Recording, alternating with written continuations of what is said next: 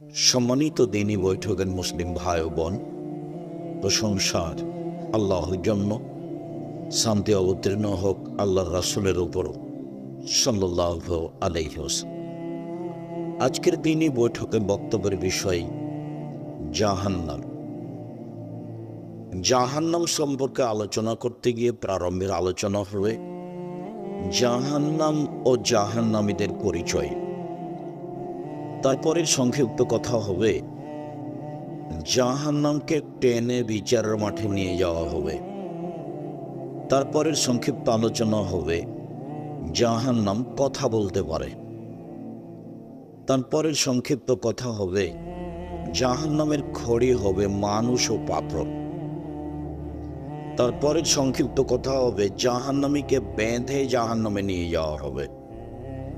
তারপরের সংক্ষিপ্ত কথা হবে জাহান্নামের উল্লেখযোগ্য শাস্তি, আগুন, জাক্কুম গাছ খাদ্য, জ্বলন্ত উত্তপ্ত গরম পানি, রক্ত মিশ্রিত পোঁচ ও বিভিন্ন শাস্তি। এ বিষয় নিয়ে আমরা আজ গুরুত্বপূর্ণ তথ্যবহন বিবরণের চেষ্টা করব ইনশাআল্লাহ আজিজ। যারা আপনারা দাঁড়িয়ে আছেন, জায়গা না থাকলে সেটা ভিন্ন কথা। জায়গা থাকলে আপনাদেরকে আমি বসার জন্য অনুরোধ জানাচ্ছি। দাঁড়িয়ে কেউ কথা শোনার চেষ্টা করবেন না, আমি আপনার জন্যই এসেছি। আর রাস্তায় যারা দাঁড়িয়ে আছেন, আমি জানি না সেখানে বসার জায়গা আছে কি না, আপনাকে বসেই কথা শুনতে হবে, এই কথাই ঠিক। অতএব আপনাকে পুনরায় বসার জন্য আমি অনুরোধ জানাচ্ছি। দ্রুত বসে পড়ুন। যেসব মাধ্যম দিয়ে আল্লাহ মানুষকে পরকালমুখী করেছেন তার একটি বড় মাধ্যম জানো। ওই ছেলেটা প্রসাদনে কি করছে, দাঁড়িয়ে আছে কেন? তোমার কানে কথা আসে না?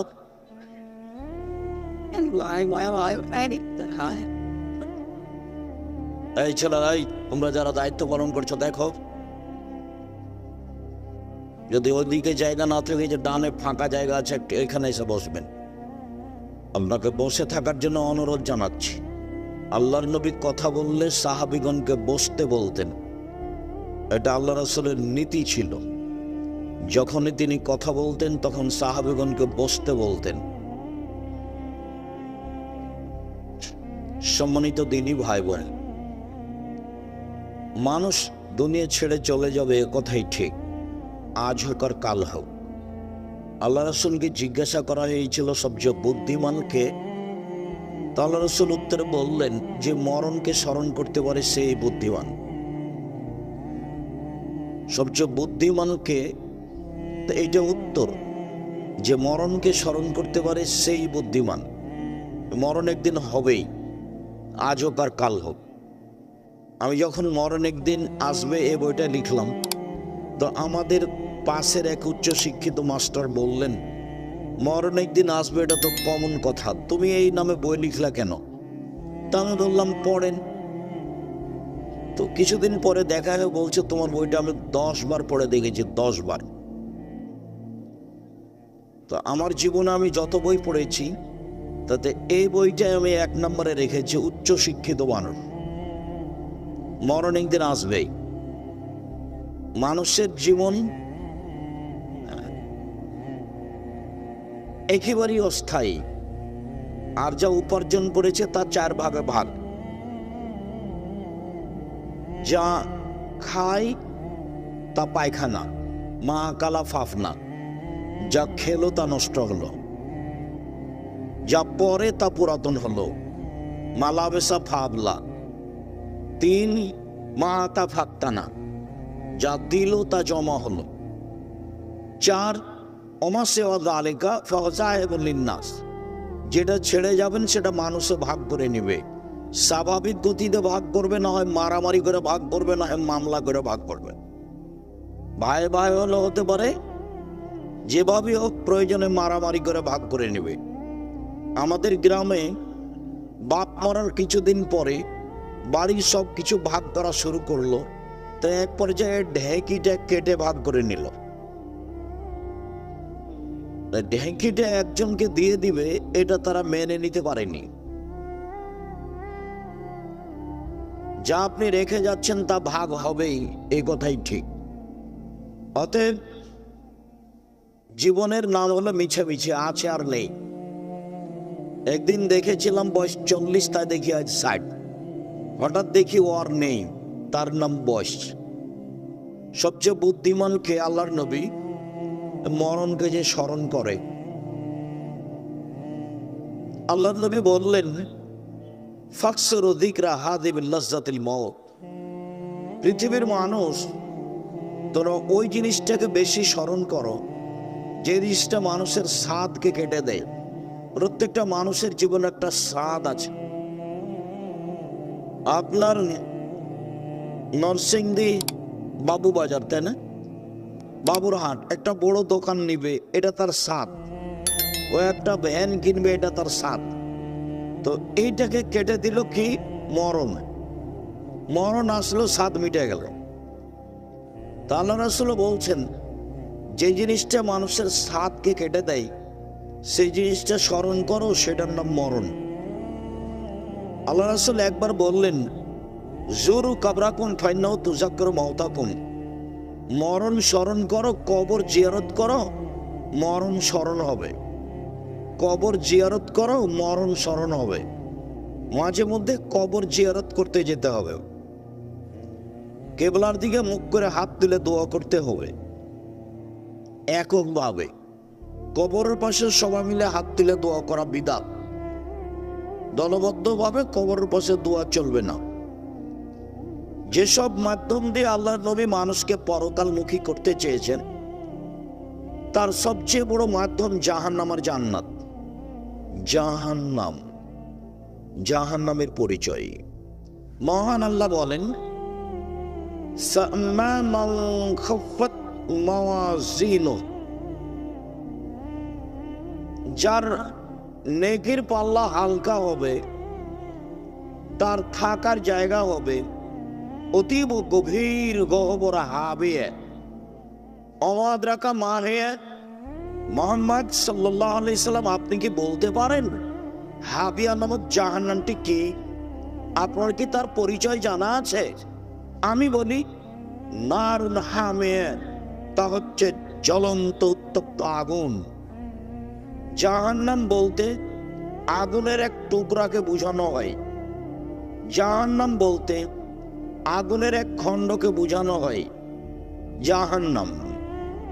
মহান আল্লাহ বলেন, কাল্লা লায়ুনবাদান্না ফিল হুতামা ওয়া মা আদরাকা মাল হুতামা নারুল্লাহিল মুকাদা।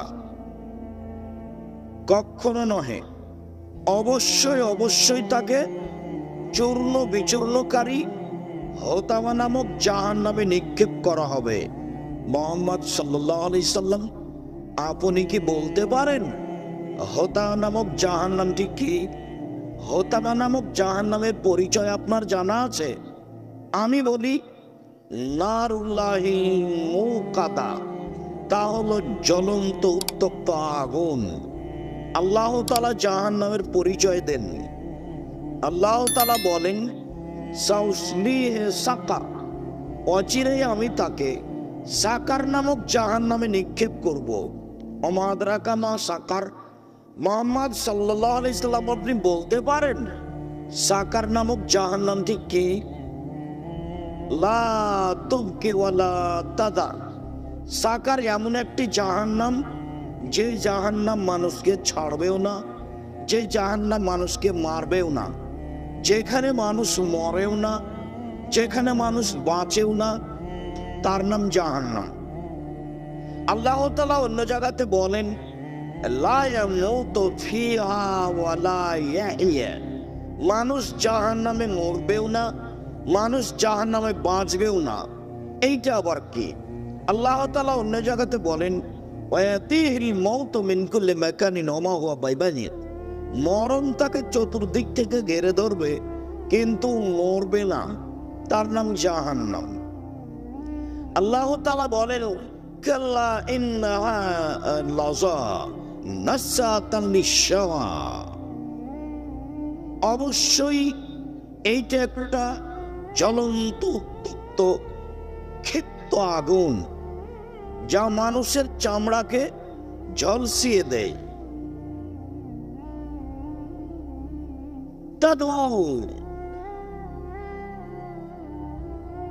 ডাক দে ওকে, তাওয়াল্লা, যে উল্টা মুখে চলে যায়, কথা মানে না।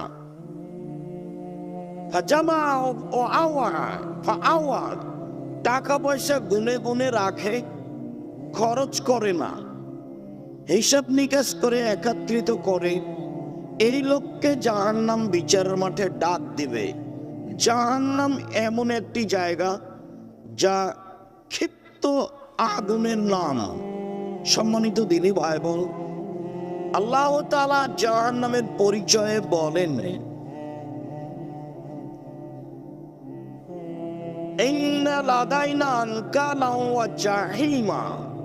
নিশ্চয় আমার নিকটে রয়েছে দুর্বহ বেড়ি এবং দাউ দাউ করে জ্বলতে থাকা আগুন।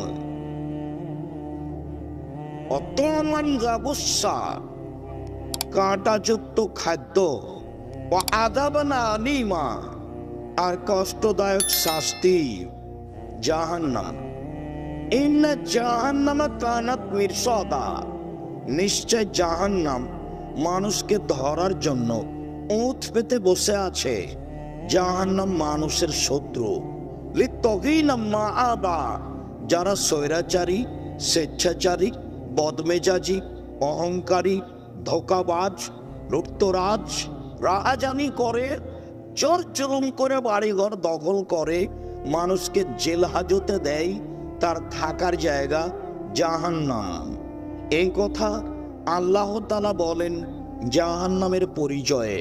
সংক্ষিপ্তভাবে কোরআন মাজিদ থেকে আপনার জন্য জাহান্নামের পরিচয় পেশ করছিলাম। এবার একটু আল্লাহ রাসূল বলেন, এদওয়ান ইবনে গাজওয়ান রাদিয়াল্লাহু তাআলা আনহু বলেন, আল্লাহর নবী বলেছেন, ইন্না সাকরাতাল্লাযী লাতুলকা বিন শাফির জাহান্নাম ফাতাবি ফি কারিহা বাদা সাবিনা আম।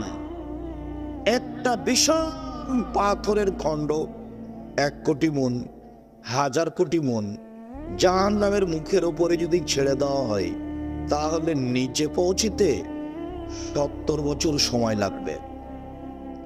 1 কোটি মণ ওজনের একটা পাথর যদি 1 ঘন্টার নিচে যায়, কত কিলো যেতে পারে? 1 মাস, 1 বছর। 70 বছর গেলে কত কিলো যাবে মানুষ জানে না। জাহান্নাম কত গভীর। মুহাম্মদ সাল্লাল্লাহু আলাইহি সাল্লাম বলেন, সমস্ত মানুষ, সমস্ত জিন, সবকিছু যদি একবারে জাহান্নামের দরজা দিয়ে ঢোকে, তাহলে দরজায় ঢুকতে কোনো অসুবিধা হবে না। তার নাম জাহান্নাম। জাহান্নাম বিচারের মাঠে থাকবে, জান্নাত থাকবে, আল্লাহ থাকবেন, ফেরেশতা থাকবেন, পশু প্রাণী থাকবে। বিচারের মাঠ কত বড়! আল্লাহ তাআলা বলেন, ওয়াইদাল আরদু মুত্তাত, যেদিন পৃথিবীকে সম্প্রসারিত করা হবে, কত বড় করা হবে তা মানুষ জানে না। তবে জাহান্নাম বিচারের মাঠে থাকবে, জান্নাত থাকবে, আল্লাহ থাকবেন, ফেরেশতা থাকবেন, মানুষ থাকবে, জিন থাকবে, পশু প্রাণী থাকবে। বিচারের মাঠ কত বড়, জাহান্নাম কত বড়। জাহান্নামীদের পরিচয়। আবু হুরায়রা রাদিয়াল্লাহু তাআলা আনহু বলেন, রাসূল সাল্লাল্লাহু আলাইহি সাল্লাম বলেছেন, বাইনা মানকিবাই কাফিরিন সালাসাতা আইয়ামিন রাকিবিল মুসরিহ, একজন জাহান্নামীর ডান কাঁধ থেকে বাম কাঁধের ব্যবধান 3 দিন 3 রাতের পথ। একটা দ্রুতগামী ঘোড়া একজন জাহান্নামীর ডান কাঁধে দৌড়াতে আরম্ভ করলে বাম কাঁধে পৌঁছিতে 3 দিন সময় লাগবে। এই কথা রাসূল সাল্লাল্লাহু আলাইহি সাল্লাম বলেন। আবু হুরায়রা রাদিয়াল্লাহু তাআলা আনহু বলেন, রাসূল সাল্লাল্লাহু আলাইহি সাল্লাম বলেছেন, ইন্না গিলজা জাহান্নাম, ইন্না গিলজা জিলদিহি ওয়া ইসলানে আরবাউনা যিরা, একজন জাহান্নামীর গায়ের চামড়া 42 হাত মোটা। অন্যা জিরসা মিশ্র ওহুদিন, তার দাঁত ওহুদ পাহাড়ের সমান বড়। ওহুদ পাহাড় 4 কিলোমিটার প্রশস্ত, 8 কিলোমিটার লম্বা। নিচে কত আছে তা মানুষ জানে না। তিনি বলেন, অন্যা ফাঁকে দাহ মিত্র বাইজা, একজন জাহান্নামের পুরো রান বাইজা পাহাড়ের সমান। বাইজা পাহাড় 39 কিলোমিটার লম্বা। তিনি বলেন,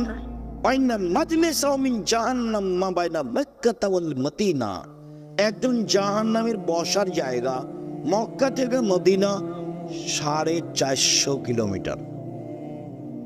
একজন জাহান্নামের বসার জায়গা যদি 450 কিলোমিটার হয়, প্রতি হাজারে 999 জন মানুষ যদি জাহান্নামে যায়, তাহলে জাহান্নাম কত বড়।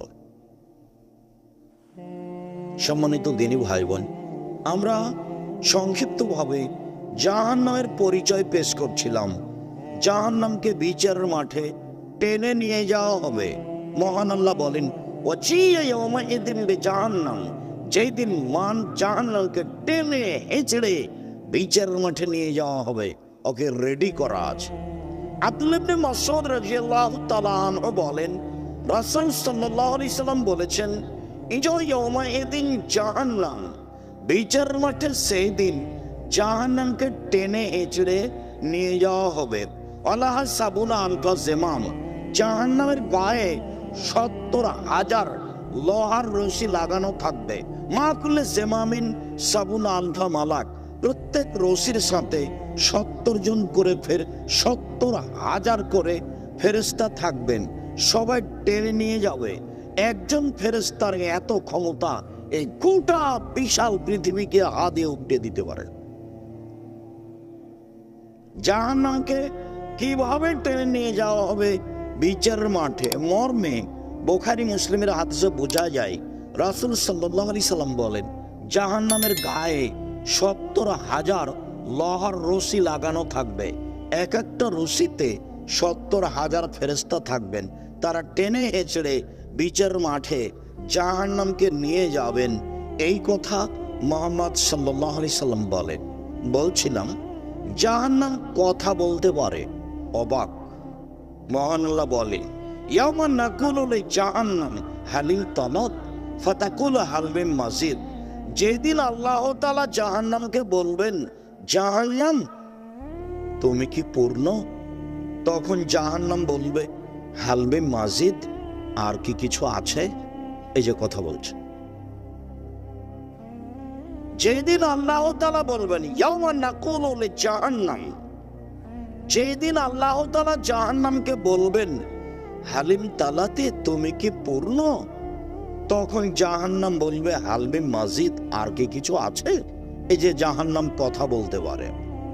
আবু মুসা আশআরী রাদিয়াল্লাহু তাআলা আনহু বলেন, রাসূল সাল্লাল্লাহু আলাইহি সাল্লাম বলেছেন, লাতাজুলু ইলকা জাহান্নাম, জাহান্নামকে জাহান্নামে নিক্ষেপ করা হবে।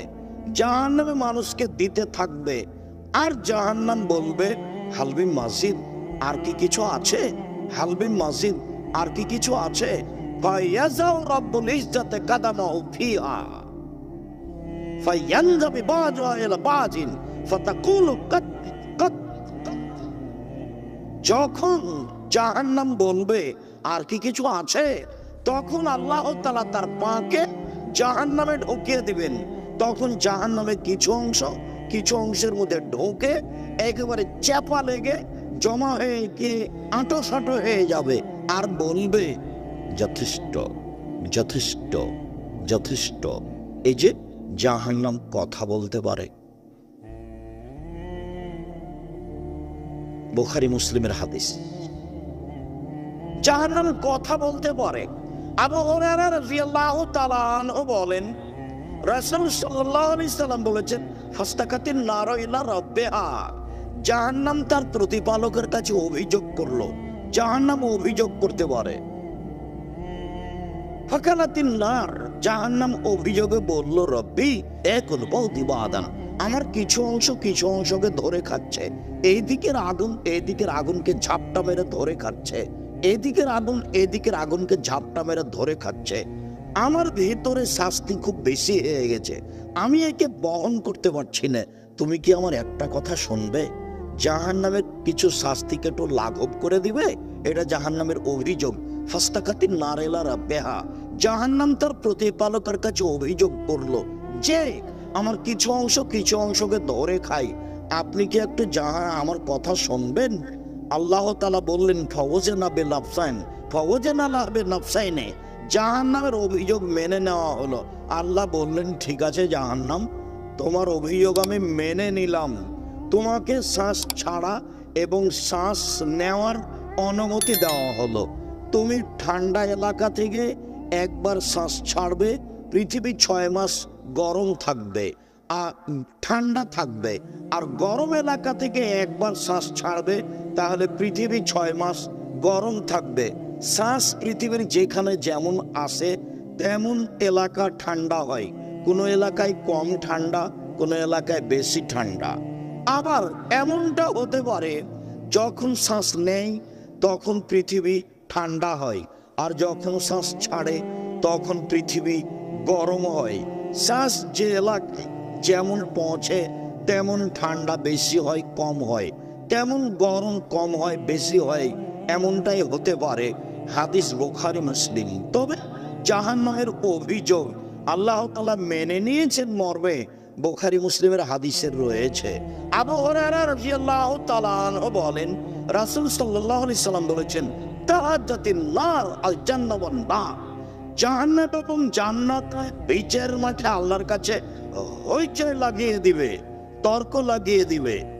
জাহান্নাম বলবে ও সিরতু বিল মুতাজাব্বিরিন ওয়া মুতাকাব্বির, আমার ভিতরে স্বৈরাচারী, স্বেচ্ছাচারী, বদমেজাজি, অহংকারী কেন? আমার ভিতরে জালেম, যারা দণ্ডবাজ, যারা জুলুমবাজ, যারা ক্ষমতা দেখিয়ে মানুষের জমি জায়গা দখল করেছে, তারা আজকে আমার ভিতরে কেন? এটা জাহান্নামের অভিযোগ। জাহান্নাম বলবে ও সিরতু বিল মুতাজাব্বিরিন ওয়াল মুতাকাব্বিরিন, অহংকারী, স্বৈরাচারী, বদমেজাজি, ক্ষমতা ধরেরা আমার ভিতরে কেন? তখন আল্লাহ তাআলা বলবে জাহান্নাম ইন্নামা আনতি আযাবি, তুমি আমার শাস্তি। জাহান্নাম তুমি আমার গজব, জাহান্নাম তুমি আমার শাস্তি।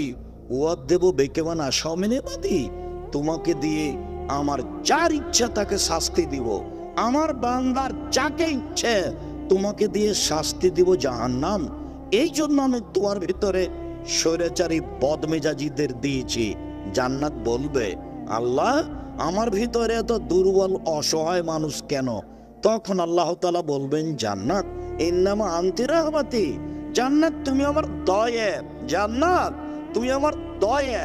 আর হামো বেকে বানা সামিনে বাদি, আমার বান্দার যাকে ইচ্ছে তোমাকে দিয়ে দয়া করব। ইন্না লিল্লাহি মিয়া রাহমা, আল্লাহর নিকটে ছিল 100টি দয়া। তোমরা দাঁড়িয়ে কেন? এই ছেলে দাঁড়িয়ে কেন ওখানে? তোমরাই কি পাহারা দিচ্ছ, ঢং দেখাচ্ছ?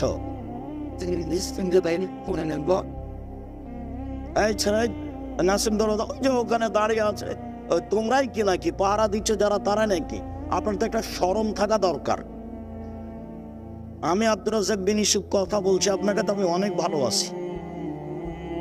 আপনি আমাকে কি দেখাতে চাচ্ছেন? আপনি নিজে কষ্ট পান এটা তো আমি চাইনি। আপনি গতানুগতিক প্রোগ্রাম পেয়েছেন। 33 বছর আমি কোনোদিনও অপ্রয়োজনীয় বাক্য বলিনি। 33 বছরে কিসসা কাহিনীও বলিনি। হঠাৎ একদিন গাড়ির গায়ে লেখা আছে আদ-দাওয়া ইলাল্লাহ। তো দেখে আমি বিষয়টা ভাবলাম ব্যাপারটা কি, আদ-দাওয়া ইলাল্লাহ কি? তবে সে আব্বু আদ-দাওয়া ইলাল্লাহ কি আমার জানা নাই। বলছে আব্বু লন্ডন, এইসব ইউরোপ, ওই আপনার ফ্রান্স, ইটালি এসব ঘুরে এসে দেখলাম যারা আসলে বুদ্ধিবিদ্যে বিক্রি করে খায়, জ্ঞান বিক্রি করে খায়। তো আমাদের দেশ তো দেখি সবাই খালি রাস্তা নিয়ে ব্যস্ত। বহির্বিশ্ব থেকে বড় বড় মহিলা ডাক্তার নিয়ে এসে এদেশে যদি বড় বড় আপনার মেডিকেল করতো, আমাদের দেশের মেয়েদেরকেও বড় ডাক্তার করতো, মেয়েরা চিকিৎসা পেত মেয়েদের কাছে। বহির্বিশ্ব থেকে বড় বড় ডাক্তার নিয়ে এসে যদি এদেশে মেডিকেল খুলে বড় বড় ডাক্তার করতো, তো অসহায় মানুষেরা চিকিৎসা পেত। লক্ষ লক্ষ মানুষ ইন্ডিয়া যায় চিকিৎসা নিতে, সিঙ্গাপুর যায়। আবার দেখি আরব দেশগুলি শুধু খালি বিনোদন নিয়ে ব্যস্ত। খেলবে ব্রাজিলের লোক আর খেলা হবে কাতারে। অবাক কথা। তো ঘুরে ঘুরে দেখলাম যে সবকিছু ওদের, আর আমরা আছি ওদের মাঠে। তো সূচনায় যাই। আপনাকে তো দেখছি 30-32 বছর থেকে বক্তব্য দিচ্ছেন, ফলাফল মাঠে আমি দেখেছি। তাতে আমি মনে করছি যে এরকম প্রোগ্রামের সাথে আমি একমত নই। মক্তব ভিত্তিক শিক্ষা কার্যক্রম, মক্তব ভিত্তিক দাওয়াতি কার্যক্রম চালু করবে ইনশাল্লাহ দেশের মাটিতে। সারা দেশ জুড়ে মক্তব ভিত্তিক শিক্ষা কার্যক্রম, মক্তব ভিত্তিক দাওয়াতি কার্যক্রম চালু করব সারা দেশ জুড়ে ইনশাআল্লাহ। সেই প্রোগ্রামেই এর নাম দিয়েছি আদ-দাওয়া ইলাল্লাহ। মক্তব ভিত্তিক শিক্ষা কার্যক্রম, দাওয়াতি কার্যক্রম। দেখি বই ছাপিয়েছে, সিলেবাস তৈরি করেছে, সব কিছু রেডি করে প্রায় 300 অধিক মক্তব্য চালু হয়ে গেছে। তেমন বললাম, আব্বু জামিয়া সালাফের এটা একটা বিশাল শাখা। আমার মনে বড় সাধ, এই দেশের মাটিতে আমি উন্নত মানের প্রতিষ্ঠান গড়বই গড়ব ইনশাআল্লাহ। আমার মনে বড় সাধ, এই দেশের মাটিতে উন্নত মানের প্রতিষ্ঠান গড়বই গড়ব ইনশাআল্লাহ, যেখানে ছেলে মেয়ে বাংলা, ইংরেজি, আরবি উন্নত মানের শিক্ষা অর্জন করে জাতির অন্যায়ের বিরুদ্ধে লড়বে, মুখে কলমে মিডিয়ায় লড়বে ইনশাআল্লাহ। এই যে মুখে বলছি, সামনে শত মিডিয়া কলম সাথে আছে, জীবন বাজি রেখে চেষ্টা চালিয়ে যাচ্ছে। সেটাই বাংলাদেশের সর্ববৃহৎ শিক্ষা মানে সর্বোচ্চ প্রতিষ্ঠান জামিয়া সালাফিয়া, শিরক মুক্ত প্রতিষ্ঠান জামিয়া সালাফিয়া, বিদাত মুক্ত প্রতিষ্ঠান জামিয়া সালাফিয়া, হিংসা মুক্ত প্রতিষ্ঠান জামিয়া সালাফিয়া, দল মুক্ত প্রতিষ্ঠান জামিয়া সালাফিয়া, সংগঠন মুক্ত প্রতিষ্ঠান জামিয়া সালাফিয়া, বাংলাদেশের সর্ববৃহৎ প্রতিষ্ঠান জামিয়া সালাফিয়া। জামিয়া সালাফিয়া এখন প্রায় 5000 ছেলে মেয়ে পড়াশোনা করে। 5000। 300 জন শিক্ষক শিক্ষিকা আছেন যাদের প্রতি মাসে বেতন লাগে 32 লক্ষ। বিদেশি শিক্ষক, ইন্ডিয়ান শিক্ষক অনেক। আগামীকাল থেকে মদিনা বিশ্ববিদ্যালয়ের সাবেক ডক্টর আপনাদের জামিয়া সালাফিয়া শিক্ষকতা করার জন্য আসছেন। এটা আপনাদের জামিয়া সালাফিয়া। যারা আরব ভূখণ্ড থেকে আসবেন তাদের থাকা খাওয়া লাগবে, যাতায়াত লাগবে, বেতন লাগবে না। যারা ইন্ডিয়া থেকে আসে তাদের থাকা খাওয়া লাগবে, তাদের বেতন দেওয়া লাগবে। জামিয়া সালাফিয়া আজীব প্রতিষ্ঠান। যারা এদেশের তাদের বাবুর্চি ভিন্ন, যারা ইন্ডিয়ার তাদের বাবুর্চি ভিন্ন, যারা আরব দেশের তাদের বাবুর্চি ভিন্ন। আপনাদের জামিয়া সালাফিয়ায় প্রায় 410 জন এতিম আছে। আপনার বাড়ির পাশে যেটা জামিয়া সালাফিয়া, সেটা প্রায় 51 বিঘা জমির ওপরে। এখানে একটা মসজিদ তৈরি করছেন আপনারা 200 শতক জমির ওপরে, প্রায় 6 বিঘা জমি নিয়ে, যার একতলাতে 10,000 মানুষ সালাত আদায় করতে পারবে, যার পাইলিং কাজ চলছে। আমার মনে বড় সাধ, এই দেশের মাটিতে উন্নত মানের প্রতিষ্ঠান গড়বই ইনশাআল্লাহ। জাতিকে ধর্মের নামে কোনোদিন ফাঁকি দিনি, কলম খাতাতেও ফাঁকি দেব না ইনশাআল্লাহ। জাতির যদি রাস্তাঘাট করে দিতে না পারি, জাতির যদি স্কুল কলেজ করে দিতে না পারি, জাতিকে চূড়ান্ত সঠিক ধর্ম দিতে পারবো ইনশাআল্লাহ। ধর্মের ব্যাপারে জাতিকে ফাঁকি দিয়ে পরকাল হারাতে রাজি নই। সম্মানিত দিনী ভাই বোন, 26 বছর থেকে ফতোয়া লিখি, 6 বছর থেকে নিজে ফতোয়া বোর্ড পরিচালনা করি। এই দেশের বড় বড় আলেম দিয়ে, দেশ বিদেশের বড় বড় বিদ্বান দিয়ে ফতোয়া বোর্ড পরিচালনা করা হয়। সেটাই হচ্ছে আল ইতেসাম পত্রিকার ফতোয়া বোর্ড, জামিয়া সালাফের ফতোয়া বোর্ড। 10-12 জন দেশ বিদেশের বড় বড় বিদ্বান আমার সামনে বসে থাকেন। যখন ফতোয়া বোর্ড চলে, সেই ফতোয়া বোর্ড থেকে ফতোয়া পাস হওয়া আপনাদের পত্রিকা আল ইতেসাম পত্রিকা, বাংলাদেশের ব্যতিক্রম ভিন্ন ধরনের বাংলা ভাষায় পত্রিকা আল ইতেসাম পত্রিকা, যাতে 50টা প্রশ্নের উত্তর রয়েছে। জামিয়া সালাফিয়া আপনাদের অমূল্য সম্পদ, দেশের অমূল্য সম্পদ। এই মক্তব ভিত্তিক শিক্ষা কার্যক্রম এবং দাওয়াতি কার্যক্রম সহযোগিতা করবেন। 10 টাকা পরে মুখে বলবেন, আল্লাহ তুমি জামিয়া সালাফিয়া কবুল করো, আল্লাহ তুমি এই মক্তবকে দেশ জুড়ে কবুল করো যেটা জামিয়া সালাফের অধীনে চলছে। আল্লাহ তুমি আমাদের ছেলে মেয়েকে সূচনাতেই সুন্দর শিক্ষা দাও, আকীদা আদর্শের শিক্ষা দাও। সুন্দর শিক্ষার খুব প্রয়োজন রয়েছে। আল্লাহর নবী যে বললেন, শিখিয়ে দিল, সুন্দর শিখিয়ে দিল, শিষ্টাচার শিখিয়ে দিল, সুন্দর শিষ্টাচার শিখিয়ে দিল। আমি এক বাড়িতে ঢুকছি লন্ডনে সকালের রাস্তায়, তো আমি পিছনে আছি, আর যেই ছেলেটা বলছে গুড মর্নিং, সেই ছেলেটার চাচা আমার সামনে আছে। দুইজন মিলে ঢুকছি, ওর ভাতিজা বাড়ি থেকে বের হয়ে চাচাকে বলছে গুড মর্নিং সকালের নাস্তায়। সে চাচাও বলল গুড মর্নিং। অবাক হয়ে গেলাম। খেতে বসে বললাম, জনাব গুড মর্নিং এক পাল্লায় দেন, আর আসসালামু আলাইকুম এক পাল্লায় দেন, দেখেন তো কোনটা ভারী হয়। জনাব আদর্শ বিক্রি করে খেতে আসিনি, রুজি উপার্জন করতে এসেছি, আদর্শ বিক্রি করতে পারে না। গুড মর্নিং এর সামান্যতম মূল্য আছে, কিয়ামত পর্যন্ত যদি মানুষ চেষ্টা করে যেতে কি মূল্য আছে, এর কি দাম, সরিষা সমপরিমাণ দাম মানুষ বের করতে পারবে না। আর আসসালামু আলাইকুম মানে হলো আপনার উপরে শান্তি অবতীর্ণ হোক। আসসালামু আলাইকুম আল্লাহর দেওয়া বিধান, সাক্ষাৎ হলো বলবো আসসালামু আলাইকুম। আর গুড মর্নিং হলো মানুষের দেওয়া বিধান, সাক্ষাৎ হলে সকালেরটা গুড মর্নিং, বিকালেরটা গুড নাইট, আরো যে কত কি, সব মানুষের বানান।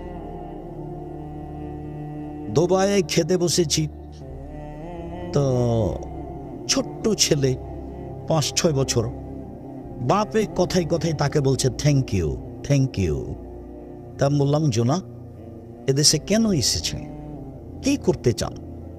বাচ্চাকে যে বারবার থ্যাংক ইউ বলছেন, এটা কি? একবারও তো আপনি বললেন না জাযাকাল্লাহ খায়ের।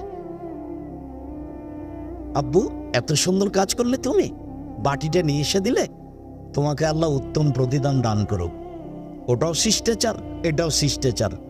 আপনি জাযাকাল্লাহ খায়ের এক পাল্লাতে দেন, আর থ্যাংক ইউ এক পাল্লাতে দেন, দেখি তো কি হয়। কিয়ামত পর্যন্ত যে চেষ্টা করেন যে থ্যাংক ইউ কিছু উপকার আছে তা বের করতে পারবেন না। জিরোর তো দাম আছে, জিরো যদি বাম দিকে বসান কিছুই নেই, যদি একের ডান দিকে বসান তাহলে 10, আর একটা বসালে 100, আর একটা বসালে 1000, তাহলে জিরোর দাম অনেক আছে। থ্যাংক ইউর দাম জিরোর সমান নয়। আপনাকে আমি 1 গ্লাস পানি দিলাম, আপনি বললেন থ্যাংক ইউ, কিছুই না।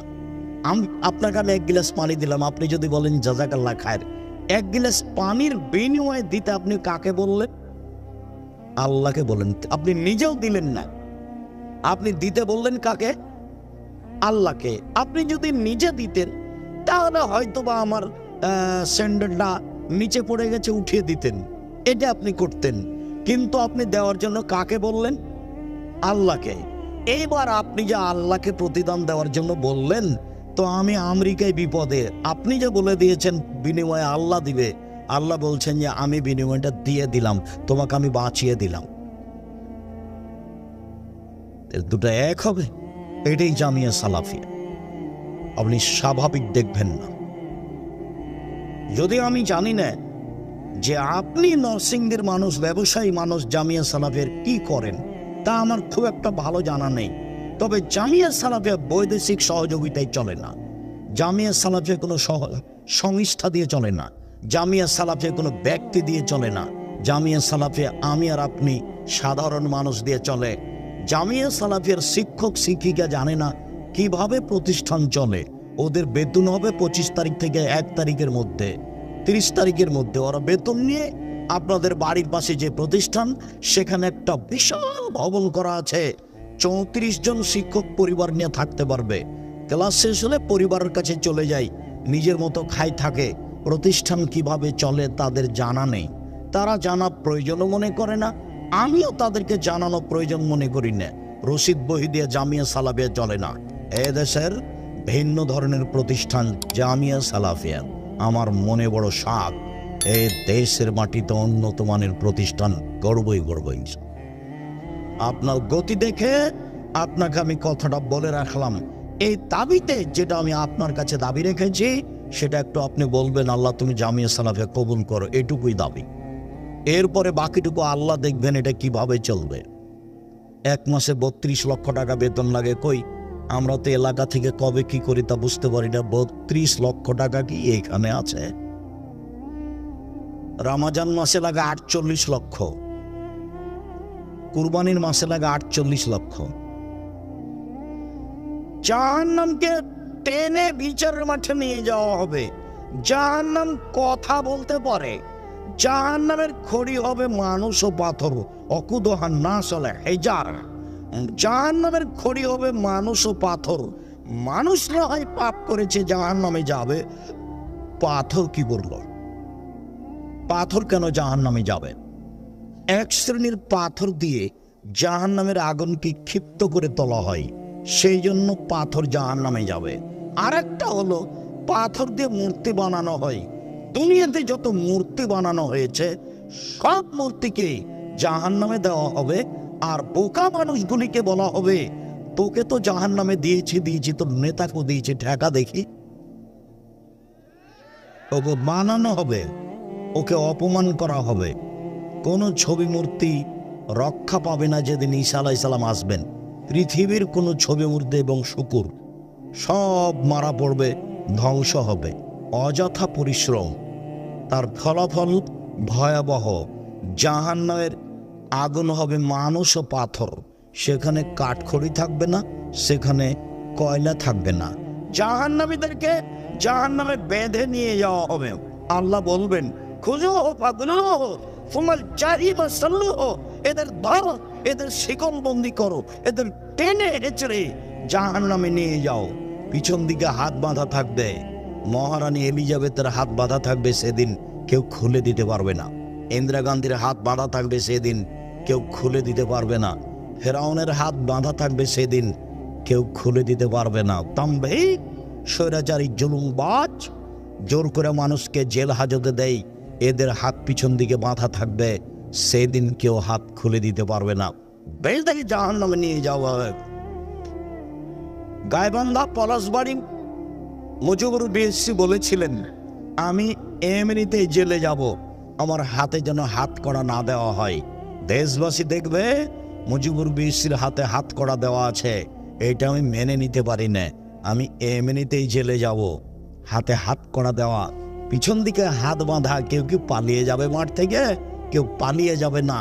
অপমান করার জন্য পিছন দিকে হাত বাঁধা থাকবে। জাহান্নামের উল্লেখযোগ্য শাস্তি আগুন। মহান আল্লাহ বলেন,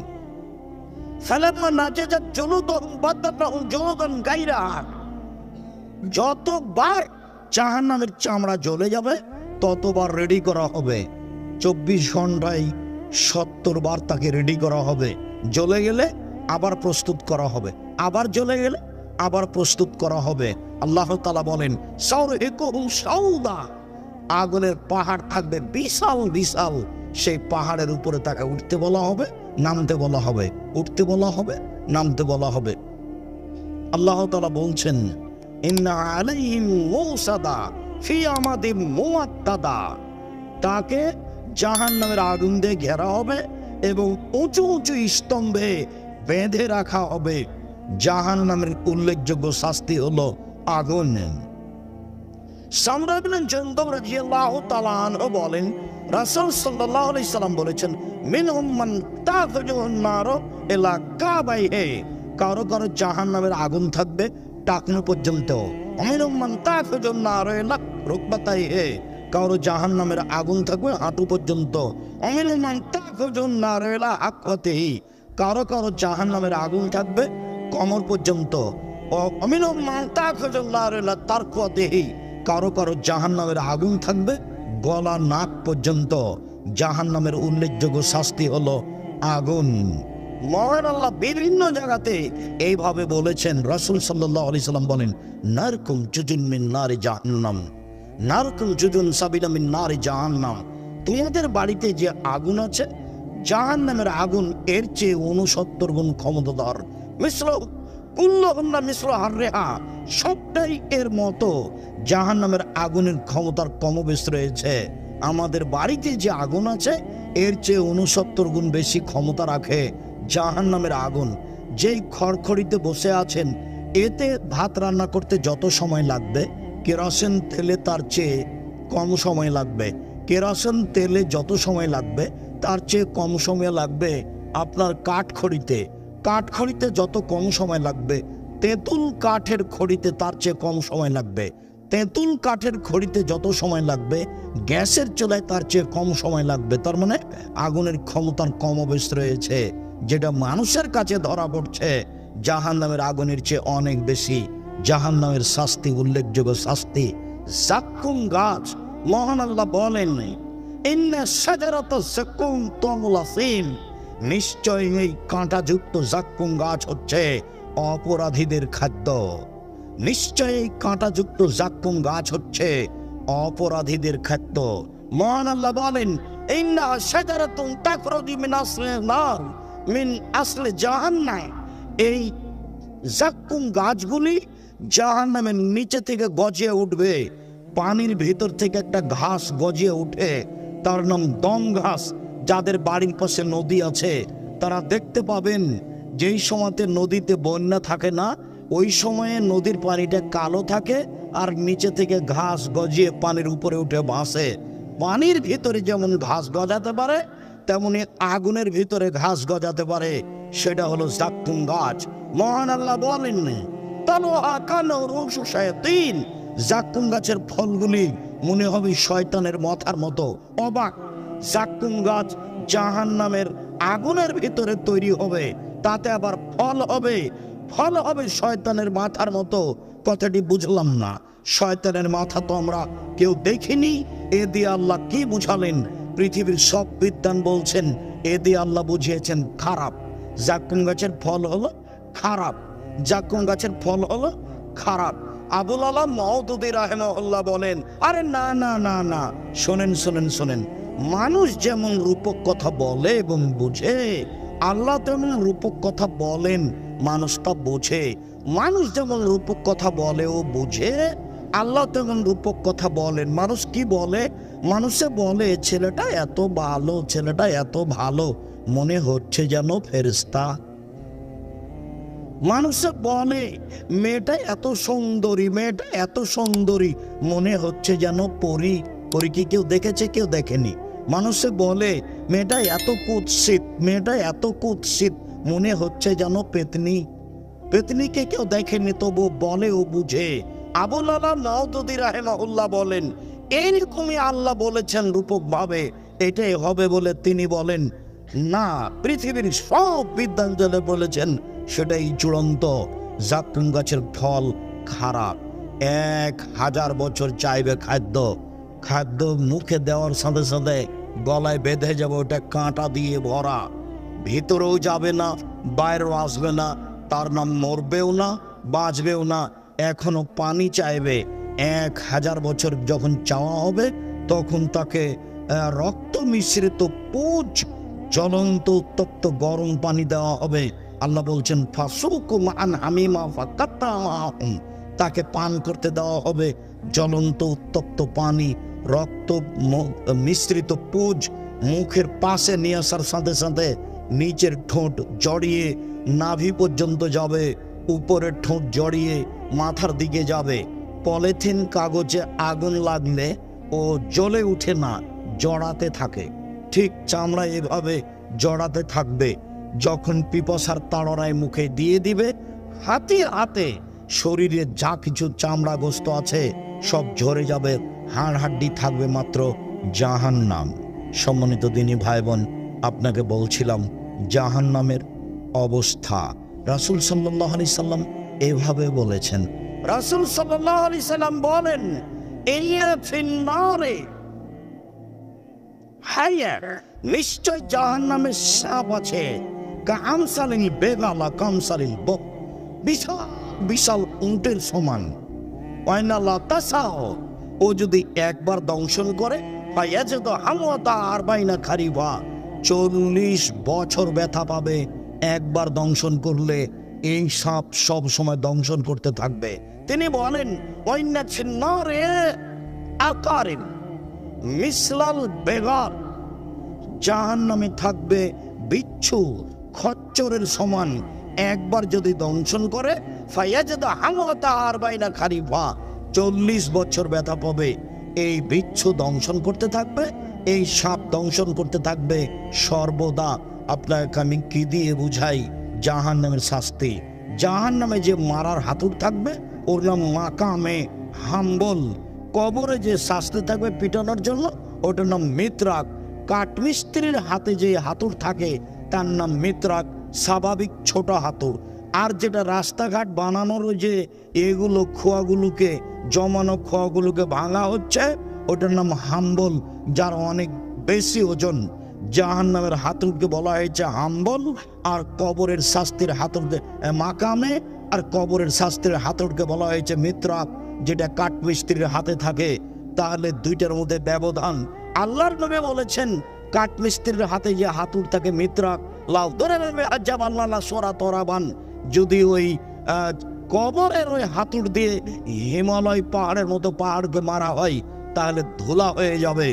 কবরের হাতুড় দিয়ে যদি হিমালয়ের মতো পাহাড়কে মারলে ধুলা হয়ে যায়, তাহলে জাহান্নামীকে যে হাতুড় দিয়ে মারা হবে সেটা কেমন? আল্লাহ তুমি জাহান্নাম থেকে বাঁচাও। সম্মানিত দিনী ভাই বোন, জাহান্নাম থেকে বাঁচার জন্য প্রত্যেক দিন সকাল সন্ধ্যায় 3 বার বলার জন্য বলছি, আল্লাহুম্মা জিরনি মিনান নার, আল্লাহুম্মা জিরনি মিনান নার, আল্লাহুম্মা জিরনি মিনান নার। আল্লাহ তুমি জাহান্নাম থেকে বাঁচাও, আল্লাহ তুমি জাহান্নাম থেকে বাঁচাও। এটা যদি কেউ 3 বার বলে তাহলে জাহান্নাম পাল্টা আল্লাহকে বলবে, আল্লাহ ও যখন আমার থেকে বাঁচতেই চাচ্ছে তুমি তাকে আমার ভিতরে দিও না। আল্লাহর নবী সালাম ফেরার পূর্বে বলতেন, আল্লাহুম্মা ইন্নী আউযু বিকা মিন আযাবি জাহান্নাম, আল্লাহ তোমার কাছে জাহান্নামের শাস্তি থেকে বাঁচতে চাচ্ছি। ওয়া আউযু বিকা মিন আযাবিল কবর, তোমার কাছে কবরের শাস্তি থেকে বাঁচতে চাচ্ছি। ওয়া আউযু বিকা মিন ফিতনাতিল মাসীহ দাজ্জাল, তোমার কাছে দাজ্জালের ফিতনা থেকে বাঁচতে চাচ্ছি। ওয়া আউযু বিকা মিনাল মা'সাম ওয়াল মাগরাম, তোমার কাছে বাঁচতে চাচ্ছি বড় পাপ হতে, তোমার কাছে বাঁচতে চাচ্ছি ঋণ কর্জ হতে, তোমার কাছে বাঁচতে চাচ্ছি বড় পাপ হতে, তোমার কাছে বাঁচতে চাচ্ছি ঋণ কর্জ হতে। রাসূল সাল্লাল্লাহু আলাইহি সাল্লাম জাহান্নাম থেকে বাঁচার জন্য সলাতে সালাম ফেরার পূর্বে এই দোয়া না পড়ে কোন সময় সালাম ফিরতেন না। আর জানাজার সময় তিনি বলতেন, ওয়াইদু মিন আযাবিল কবর ওয়া মিন আযাবিন নার, আল্লাহ তুমি এই লাশকে জাহান্নামের শাস্তি থেকে বাঁচাও, তুমি এই কবরের শাস্তি থেকে বাঁচাও। জানাজার দোয়াই রাসূল সাল্লাল্লাহু আলাইহি সাল্লাম এভাবে বলতেন, জাহান্নামের অধিকাংশ মানুষই হবে নারী, জাহান্নামের অধিকাংশ মানুষই হবে নারী, জাহান্নামের অধিকাংশ মানুষই হবে নারী। নারীর সাথে আপনাকে ভালো আচরণ করতে হবে। নারীরা সহজে জান্নাতে যেতে পারে, নারীরা সহজে জান্নাতে যেতে পারে। 4টা কাজ যদি করতে পারে জান্নাতের সব দরজা খোলা, ও জাহান্নামে যাবে না। 1 5 ওয়াক্ত সালাত, 2 রমজান মাসের রোজা, 3 স্বামীকে মেনে চলা, তিতে লাগলেও মিঠা লাগলেও, 4 জেনায় লিপ্ত না হওয়া, জান্নাতের সব দরজা খোলা। নারীদের জন্য জান্নাত সহজ। আল্লাহ নবী বললেন, আর নবী ফিল জান্নাত, নবী জান্নাতে যাবে, শহীদ জান্নাতে যাবে, সিদ্দিক জান্নাতে যাবে, মহিলাও জান্নাতে যাবে।